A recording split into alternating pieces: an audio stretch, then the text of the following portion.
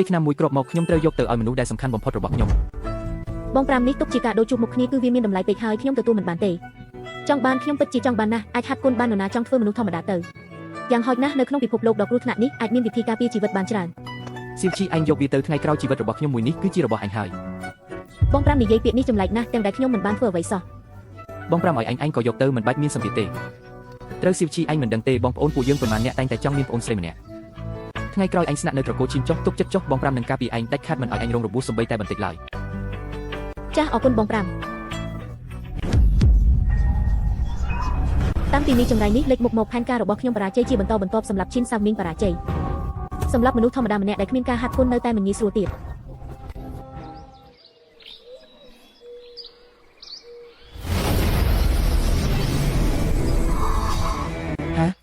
មិនក៏ជាវិញ្ញាណទាំង5ដែលគ្មានបានការអញ្ចឹង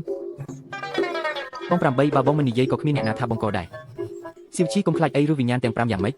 ឆ្នាំទើបកម្រិតកម្ពស់របស់បង5ឲ្យអញញ៉ាំដូចស្ករគ្រាប់ទោះជាយ៉ាងណាក៏អាចជួយឲ្យការហាត់គុណរបស់អញឡើងដល់កម្ពស់បានដែរបើឆ្នាំទើបច្រើនណាស់នៅខាងក្នុងមានវិញ្ញាណ100000ដុំនិងគម្ពីរគុណកម្រិតកម្ពស់ថាតាមសបាយទៅមិនគ្រប់មករកខ្ញុំមានបានហើយនេះជាអារម្មណ៍ដែលខ្លាចជាអ្នកមានភ្លាមមែនទេយកមួយនេះទៅវាមានប្រយោជន៍សម្រាប់ការហាត់គុណរបស់ឯងបន្តោងត្បូងរន្ទះពណ៌ស្វាយបងធំនេះជារបស់ល្អដែលពួកយើងសុំបងប៉ុន្មានឆ្នាំហើយនៅតែមិនបានផងបន្តោងត្បូងនេះមិនត្រឹមតែអាចស្រូបយកធម៌ពលវិញ្ញាណបានលឿនជាងមុន100ដងទេខាងក្នុងនៅមានទុកនៅការវាយប្រហារអស់ពីកម្លាំងរបស់កម្រិតកម្ពុជាយានយីងមួយខ្សែទៀតពេលជួបគ្រោះថ្នាក់ដល់ជីវិតវានឹងដំណើរការដោយស្វ័យប្រវត្តិបងធំបងលំអៀងពេកហើយរីកាប្រាប់អ្នកនាងធំស៊ើបដឹងហើយលីងជីនោះគ្រាន់តែជាមនុស្សធម្មតាដែលគ្មានក្នុងបង្អែកអ្វីទេប៉ុន្តែនាងតែងតែស្នាក់នៅក្នុងទីធ្លាខាងក្នុងរបស់ត្រកូលឈីនត្រូវបានបងប្អូនត្រកូលឈីនការពារយ៉ាងតឹងរ៉ឹងពួកយើងរកឱកាសចុះដៃមិនបានសោះតាមដានត្រកូលឈីនឲ្យជាប់ឲ្យតែនាងហ៊ានឈានជើងចេញពីត្រកូលឈីនសំបីតែកន្លះជំហានខ្ញុំនឹងឲ្យនាងស្លាប់ដោយគ្មានសល់សាកសពេញលេញឡើយ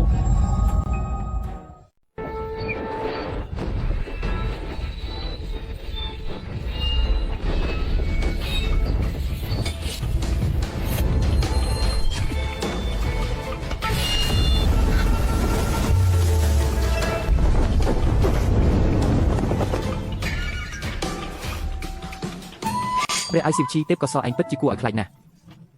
គឺដោយសារបងប្រុសទី2បង្រៀនបានល្អហាត់ពេញមួយថ្ងៃប្រពន្ធខ្ញុំហត់ហើយសៀវជីខ្ញុំត្រូវទៅក្រុងធីនលីងដើម្បីថែរក្សាសម្រាប់ប្រពន្ធខ្ញុំឆ្លៀតឱកាសនេះនាំឯងទៅបើកភ្នែកផងល្អណាស់បងប្រុសទី2បងខ្លាយទី2ពិតជាស្អាតណាស់ខ្ញុំអាចស្ទាបបានទេមិនបានទេនេះជាប្រពន្ធខ្ញុំក្រៅពីខ្ញុំគ្មានអ្នកណាអាចប៉ះបានទេ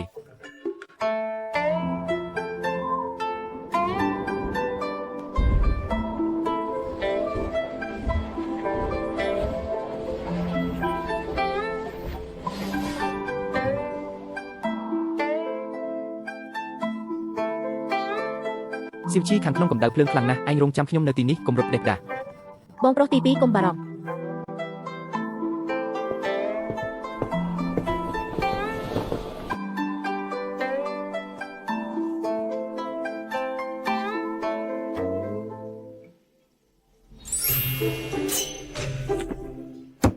ហើយកែខ្ញុំយកមួយនេះ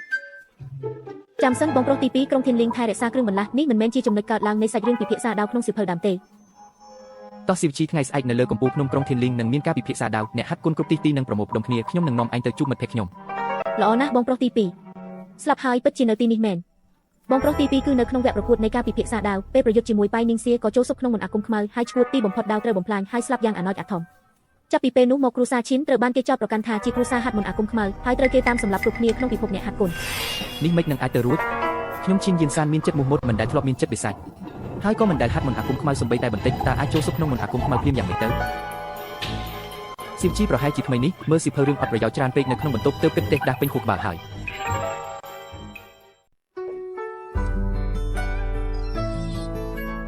យុនសានខានជួបគ្នាយូរហើយយុនចឹងមកនេះជាប្អូនស្រីខ្ញុំសៀវជីតាមពិតគឺប្អូនស្រីសៀវជីសោះចាប់អង្គុយមកលោកយុនចឹងខ្ញុំនឹកឃើញហើយការចូលសន្ធិដ្ឋរបស់បងទី2គឺដោយសារតែទទួលរបស់ដែលគេឲ្យមិននឹងអាចទៅយុនចឹងមិននឹងអាចធ្វើបាបខ្ញុំយុនសានមើលណែខ្ញុំយកអីមកឯងនេះខ្ញុំខំប្រឹងយ៉ាងខ្លាំងទៅរកបានថ្មឆន្ទៈដៅខ្ញុំរកប៉ុន្មានឆ្នាំហើយក៏រកមិនបានដែរចប់ហើយទទួលមិនបានទេបងប្រុសថ្មនេះត្រូវគេលួចធ្វើស៊ីហើយបើប្រើថ្ងៃស្អែកច្បាស់ជាចូលសន្ធិដ្ឋមិនខាន សៀវជីថាថ្មនេះមានបញ្ហាតែបើបានយល់ពីវាវិជាដាវខ្ញុំអាចឡើងពីថ្នាក់ម្យ៉ាងទៀតយន្តចឹងជាមិត្តស្លាប់រស់របស់ខ្ញុំច្រើនឆ្នាំមកហើយគេច្បាស់ជាមិនធ្វើបាបខ្ញុំទេថ្ងៃក្រោយជួបគ្នាទៀតអាល្ងងលូយន្តចឹងនោះស្មានតែរកបានរបស់ល្អមែនដោយសារចរិតរបស់ឈិនយុនសានយប់នេះច្បាស់ជាប្រញាប់យល់ពីថ្មឆន្ទៈដាវមិនខានលីនឈីក៏មកតាមដែរកំពុងតែបារម្ភថាឯងសំងំនៅផ្ទះត្រកូលឈិនពិបាកនឹងចាត់ការថ្ងៃស្អែកគឺជាថ្ងៃស្លាប់របស់ឯងហើយ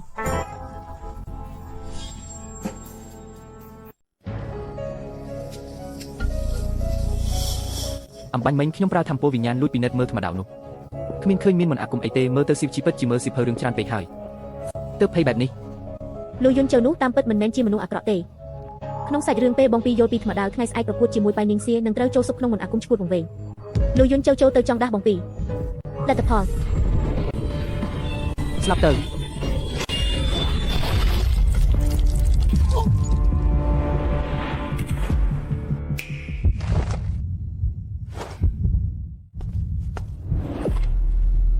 ហា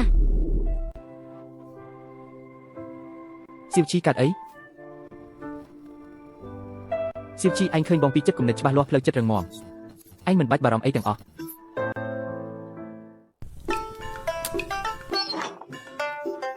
បងពីកុំឃើញវាចាស់បែបនេះជារបស់មានតម្លៃណាស់ណា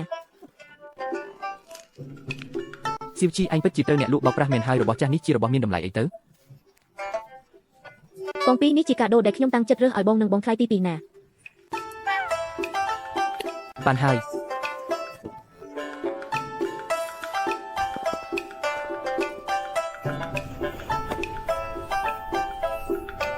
បងពីដល់ងងរបស់ខ្ញុំឲ្យដាំពោតនេះអាចជំរះមន្តអាគមសង្គ្រោះជីវិតបងបានបើមិនអញ្ចឹងទេថ្ងៃស្អែកបងត្រូវមន្តអាគមសម្រាប់មិត្តល្អបែកបាក់ផ្លូវចិត្តថែមទាំងត្រូវប៉ៃនីងសៀឆ្លៀតឱកាសបំផ្លាញដាវស្រូបយកធម្មពលដាវចាប់ពីពេលនោះមកខ្លាចជាមនុស្សឈួតនិងពិការ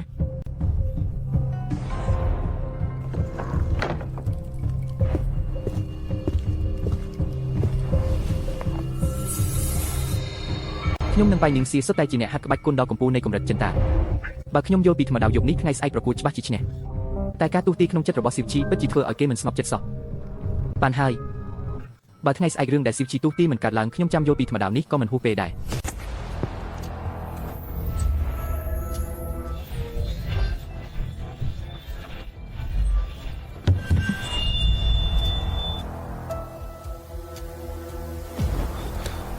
ចៅហ្វាយបន្ទប់អ្នកប្រុសទី2យប់នេះភ្លឺរហូតថែមទាំងមានសម្លេងហាត់ដាវរហូត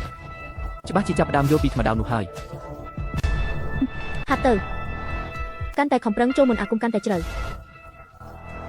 លីងឈីទូជាចាប់ដើមហាត់ក្បាច់គុនតែគ្រាន់តែជាមនុស្សពិការដែលទើបតែចូលរៀនងាយសម្លាប់ណាស់រៀបចំមនុស្សឲ្យបានល្អថ្ងៃស្អែកពេលប្រកួតឲ្យតែឈិនយានត្រូវមន្តអាគមពួកឯងប្រញាប់ចុះដៃភ្លាមកាត់ក្បាលលីងឈីយកមកឲ្យខ្ញុំ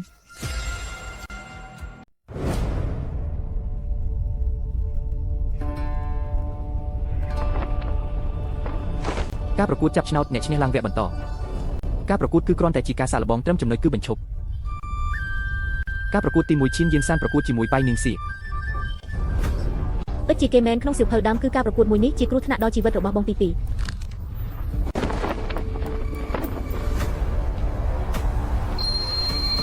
សំណាងហើយយ៉ាងហោចណាស់ក៏នៅពាក់ខ្សែដាវដែរគ្រាន់តែមិនដឹងថាយប់មិញបងទី2បានយល់ពីថ្មដាវនោះឬអត់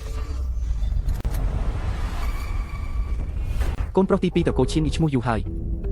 ឈិនយានសានថ្ងៃនេះគឺជាថ្ងៃស្លាប់របស់ឯងត្រកូលឈិនជីវ័យចាប់ពីថ្ងៃនេះទៅគឺជាត្រកូលបិសាច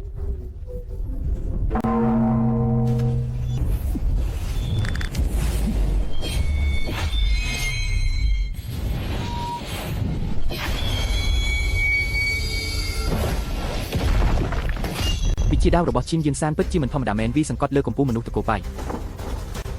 មើលការវាប្រហារមិនគិតជីវិតរបស់ឈិនយានសាននេះទៅពិតជាបានយល់ពីថ្មដាវនោះមែនខ្ញុំគ្រាន់តែប្រើធូបតាក់ទាញបិសាចបន្តិចអាចធ្វើឲ្យគេបាត់បង់ស្មារតីឆាប់ខ្លាយជាបិសាចហើយឈួត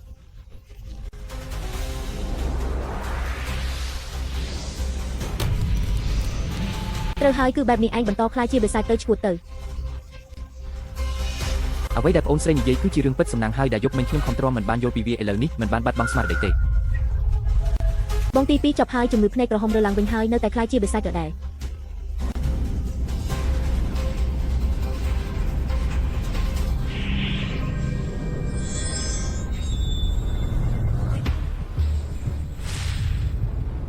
គឺគេនឹងហើយឆ្លៀតពេលដែលគ្រប់គ្នាកំពុងមើលលើឆាកចុះដៃទៅ